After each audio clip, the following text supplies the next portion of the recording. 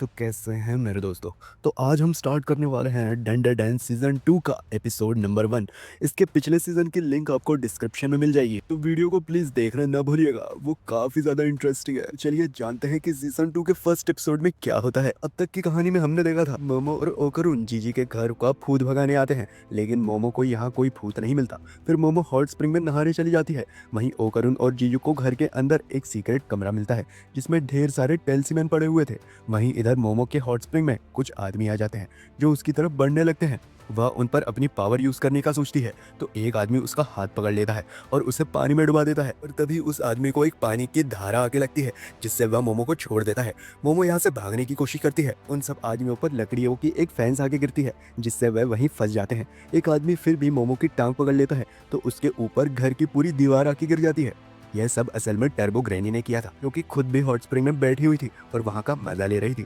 मोमो उससे पूछती है कि वह यहाँ कैसे आई। अभी टर्बो ग्रैनी बताती है कि उसने जब से हॉट स्प्रिंग वाली जगह के बारे में बात करते हुए सुना था, तो वह चुपके से मोमो के बैग में आकर छुप गई थी और इनके साथ यहाँ चली आई थी। मोमो बोलती है कि अब हम टूटी दीवार का क्या करेंगे, तो टर्बो ग्रैनी बोलती है कि छोड़ो इसे, यह जगह वैसे भी बहुत पुरानी हो गई थी, किसी को कोई फर्क नहीं पड़ने वाला। तभी टाउन के कुछ लोग यहाँ आ जाते हैं और पूछते हैं कि तोड़फोड़ किसने की। मोमो और टर्बो ग्रैनी छुप जाते हैं, तो उन्हें लगता है कि यह काम इन आदमियों ने ही किया होगा और वह उन्हें डांटने लगते हैं कि तुम कीतो फैमिली के बहुत हरामी लोग हो। फिर ये लोग इनके पीछे पड़ जाते हैं और फिर ये आदमी पूरे टाउन में भागने लगते हैं। मोमो टर्बो ग्रैनी का शुक्रिया करती है कि टर्बो ग्रैनी ने ही मोमो को बचाया था, लेकिन टर्बो ग्रैनी कहती है तुम्हें कौन बचाएगा, यह काम तो उससे अपने आप ही हो गया।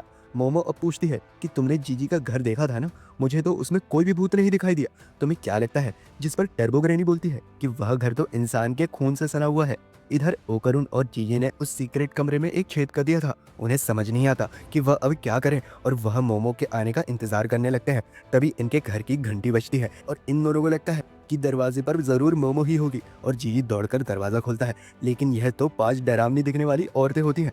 यह सब अंदर आके यहाँ खाना की पार्टी शुरू करने लग जाती हैं। अब नाकी नाम की एक औरत जीजी को भी नाश्ता करने को बोलती है, लेकिन वह मना कर देता है। नाकी कहती है कि शाबाश, ऐसे ही डिसिप्लिन में रहा करो, मैं इतनी अच्छी हूँ कि तुमसे इस घर का किराया भी नहीं लेती, क्योंकि तुम्हारे पेरेंट्स हॉस्पिटल में है, वरना तुम सड़क पर धक्के खा रहे होते, तुम्हें तो हमारा शुक्रगुजार होना चाहिए। ओकरुन पूछता है अरे यार यहाँ पर चल क्या रहा है, तो जीजी बताता है कि यह किराए का घर है और जब से उसके पेरेंट्स हॉस्पिटल में है उसने रेंट नहीं दिया और यह सब लोग कीतो फैमिली से हैं, यानी यहाँ की मकान मालकिन, और इनकी वजह से ही मेरे पास रहने के लिए घर है। ओकरुन कहता है फिर तो हमने दीवार में छेद करके बहुत बुरा काम किया है, उस छेद को फिलहाल इन्होंने एक पोस्टर से छुपा दिया था। ना कि अब जीजी से पूछती है कि तुम हमें बिना बताए कहाँ गायब हो गए थे, तो जीजी बोलता है कि यह मेरा दोस्त मुझसे मिलना चाहता था तो मैं इसे ही लेने गया था। ना कि पूछती है कि तुम फिर से किसी भूत भगाने वाले को तो पकड़ के नहीं ले आए। यह सुनकर बाकी औरतें भी भड़क जाती हैं कि हमारे घर में कोई भूत वूत नहीं है। बेवकूफ जीजी, अगर तुमने किसी भूत भगाने वाले को लाया यहाँ पर तो हमसे बुरा और कोई भी नहीं होगा, और ऐसे ही चलता रहा तो तुम इस जगह को बदनाम कर दोगे और कोई इसे खरीदेगा भी नहीं। तो लोगों को यह बोलना बंद करो कि यहाँ पर भूत है। जीजी बोलता है कि अरे ऐसा कुछ नहीं है, यह चश्मिश आपको भूत भगाने वाला लगता है क्या, और उन भूत भगाने वाले लोगों ने मुझे बुद्धू बना दिया था। ना कि अब अपनी बंदूक निकाल कर कहती है कि तुम मुझे जानते हो ना, मेरे पास हंटर्स लाइसेंस है और जंगल में तो हादसे होते रहते हैं।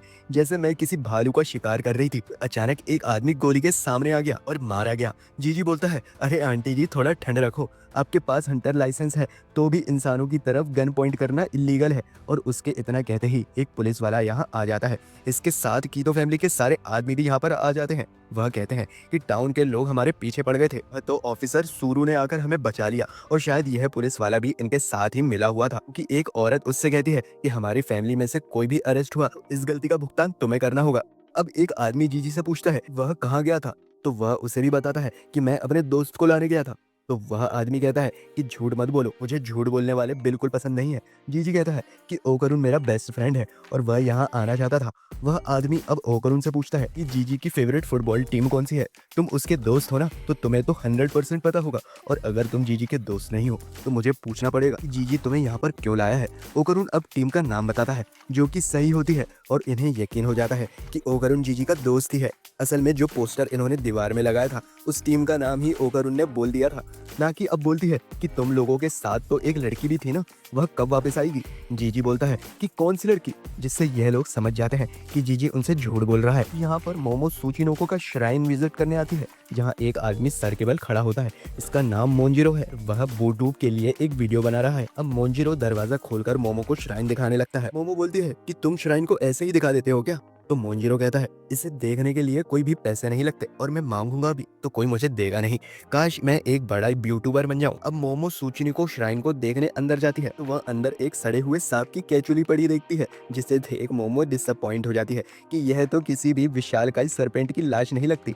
मोंजिरो कहता है कि जो है यही है, और यहाँ की लोक कथाओं की माने तो यहाँ पर विशालकाय सांप की पूजा की जाती थी, और ऐसा कहा जाता था कि वह सांप यहाँ के ज्वालामुखी में रहता है, और जब उसे भूख लगती है तो वह ज्वालामुखी फट जाता है। और पुराने समय में गांव के लोग बच्चों की बलि दिया करते थे, जिसको खा करके वह सरपेंट इन लोग की रक्षा किया करता था और इन्हें कुछ नहीं होने देता था। जाइंट सांप की भूख मिटाने के लिए ऐसा करते हुए 200 साल हो चुके हैं, और ज्वालामुखी तभी से फटा नहीं है। उसकी वजह से ही हमें ढेर सारे हॉट स्प्रिंग भी तोहफे में मिले हैं। यहाँ जो रखा है वह बस उस जाइंट सांप की केचुली है। इसकी पूजा करके हम ज्वालामुखी को फटने से रोकते हैं। मोमो पूछती है फिर ये सोचिनोको वाली बात क्या है। मोंजिरो कहता है कि यह बस नाम के लिए रखा है ताकि ज्यादा से ज्यादा टूरिस्ट यहाँ घूमने आए, जैसे कि तुम आई हो। कई लोगों के दिमाग में कमी होती है और वह जाइंट सांप वाली बात को सच मान लेते हैं, और ऐसे बेवकूफ लोग उसके लिए इंसानों की बलि देने को भी तैयार हो जाते हैं। इसीलिए मैं यहाँ आने वाले सब लोगों को यह सच बात बताता हूँ ताकि आज की पीढ़ी ऐसा कोई पाप न करे। वैसे तो मैं सच में एक यूट्यूबर बनना चाहता हूँ। मोमो मोंजिरो को एक सलाह देती है कि तुम यह सब कहानियां यूट्यूब पर भी तो डाल सकते हो। यह सुनकर मोंजिरो शॉक हो जाता है कि यह आइडिया उसे पहले क्यों नहीं आया।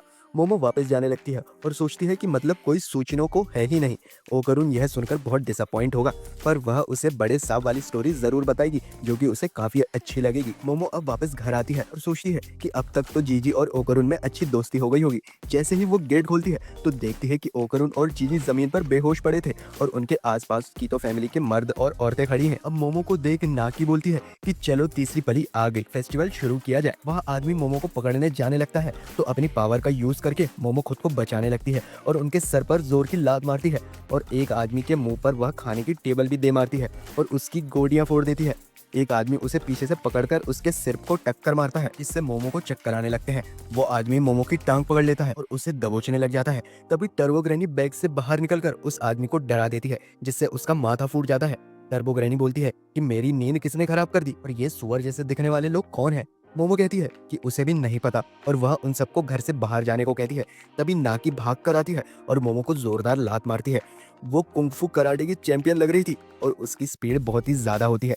मोमो उसके ऊपर सोफा फेंकने की कोशिश करती है, पर वह उससे बच जाती है। मोमो उस पर कुछ भी फेंके, उस औरत पर कोई भी असर नहीं हो रहा था। वह मोमो को जोरदार मुक्का मारती है, जिससे मोमो उस छेद में से होती हुई सीक्रेट कमरे के अंदर जा गिरती है। बाकी फैमिली वाले नाकी के लिए ताली बजाने लगते हैं कि हमारी फैमिली में मॉम ही सबसे ज्यादा स्ट्रॉन्ग है। नाकी पूछती है आखिरकार यह लड़की कौन है और यह पावर्स का इस्तेमाल कैसे कर रही है। इधर मोमो भी पूछती है कि यह औरत कौन है, तो टर्बो ग्रैनी बोलती है कि वह बस एक पावरफुल बुढ़िया है। मोमो कहती है कि ऐसी कोई चीज नहीं होती, तो टर्बो ग्रैनी कहती है कि एक तो तुम्हारे घर में ही है। अब एक आदमी बोलता है कि मॉम उसकी बिल्ली तो बात कर रही है। मोमो कहती है कि यह अजीब कमरा आखिर में है क्या, यहाँ पर कितनी बदबू आ रही है। नाकी सोचने लग जाती है कि यह लड़की आखिर कौन है, यह भूत भगाने वाली तो नहीं लगती, लेकिन कुछ तो गड़बड़ है। और यह कहती है कि अगर तुम हमारे रास्ते में आओगी, मतलब कि तुम इस गांव की तबाही चाहती हो। की तो फैमिली ने इस गांव को सदियों से बचा के रखा हुआ है, क्योंकि हम जाइंट सांप को पिछले 200 सालों से बलि देते हुए आए हैं, जिसकी वजह से वह ज्वालामुखी आज तक नहीं फटा। और महान सांप ने हमें हॉट स्प्रिंग का तोहफा भी दिया है, इसमें तुम बाहर के लोग आराम करने आते हो। अगर की तो फैमिली नहीं होती तो ज्वालामुखी इस गांव को निकल गया होता। मोमो कहती है कि यानी तुमने लोगों की बलि दी है।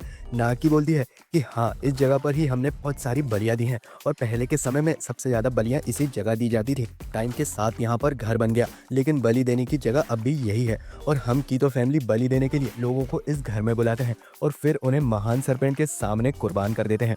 मोमो समझ जाती है कि जीजी के पेरेंट्स की भी इन लोगों ने ही बलि चढ़ा दी है। नाकी आगे कहती है कि अच्छा हुआ हमें 3 लोग मिल गए। आजकल बलि के लिए लोग ढूंढने काफी मुश्किल हो गए हैं। अब अचानक मोमो के पैरों तले जमीन खिसकने लगती है। ऐसा लग रहा था जैसे वह कमरा उसे खा रहा हो। नागी बोलती है कि लगता है महान सरपेंट जाग गए हैं और उन्हें बहुत भूख लगी है। मोमो अपनी पावर का यूज कर यहाँ से निकलने की कोशिश करती है। वह लोग उसे वापस से धक्का मारकर अंदर गिरा देते हैं। कहते हैं कि हम तुम्हें बाहर नहीं निकलने देंगे और तुम महान सरपेंट के पेट के अंदर ही जाओगी। मोमो फिर से कमरे में धंसने लगती है। तभी ओकरुन और जीजी सोफा उठाकर उन लोगों पर पटक देते हैं और ओकरुन हाथ देकर मोमो को बाहर खींचने की कोशिश करता है, लेकिन सोफे के साथ वह दोनों कीतो फैमिली सारे लोग भी उस कमरे के अंदर आ गिरते हैं।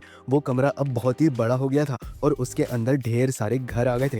जीजी एक घर से लटका हुआ मिलता है और वह एक गहराई खाई में जा गिरता है। वो एक मुलायम सी चीज पर जाके गिरता है और असल में वह एक विशालकाय सांप के ऊपर जा गिरा था जो निकलकर बाहर आ जाता है और उसके इंसानों जैसे दांत होते हैं। कीतो फैमिली उसकी जय जयकार करने लगती है। कहती है आपके दर्शन करके हमें बहुत खुशी हुई और एक पोज में खड़े हो जाते हैं ताकि वह सरपेंट इन्हें भी ना खा ले। नागी कहती है हम इन तीनों को आपके पास बलि देने के लिए लाए हैं। वो बोलती है कि यानी कि वो कहानियां सच थी, यहाँ पर रियली में जाइंट सरपेंट एग्जिस्ट करता है।